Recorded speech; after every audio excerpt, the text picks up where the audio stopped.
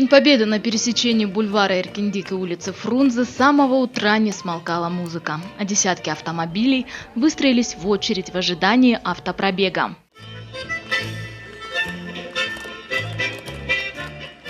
Для всех горожан и гостей столицы выступили творческие коллективы. И вот был дан старт, и колонна из 100 автомобилей двинулась в путь.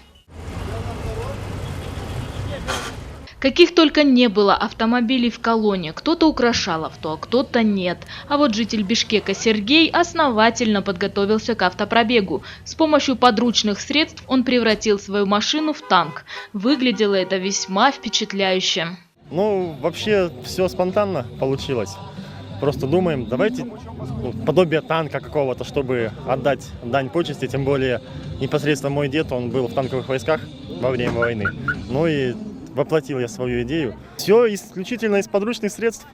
Тазик, канализационная труба, немножко краски, немножко креатива, фантазии. Автопробег «Победа» считается безопасной в плане соблюдения санитарных норм альтернативой шествию бессмертного полка. Поэтому у многих сидящих в автомобилях были портреты участников Великой Отечественной войны, героических предков, подаривших нам светлое будущее. Отец у меня был участником войны. Рядовым ушел, капитаном вернулся, дошел до Мюнхгаузена, а потом как я не буду участвовать. Ежегодно справляем, ежегодно это все отмечаем. Теперь вот уже несколько лет без него, чтобы уже своих солдат не посылать, там одного убили, должны были подорвать что-то, он сам уже пополз. И, в общем, городок маленький взяли. И местные жители попросили не отправлять его в госпиталь, сами вылечим, говорит.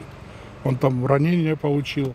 Автопробег охватил порядка 20 улиц, и все, кто видел колонну, радостно приветствовали участников автопробега. Многие снимали шествие на камеры телефонов. Было заметно, что настроение горожан становилось намного лучше.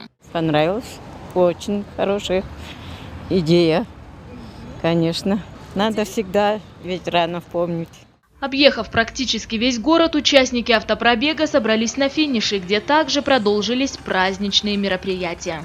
Елена Ткаченко, Сиязбек Нурмамбетов, Бекджан Туктусунов, Алато 24.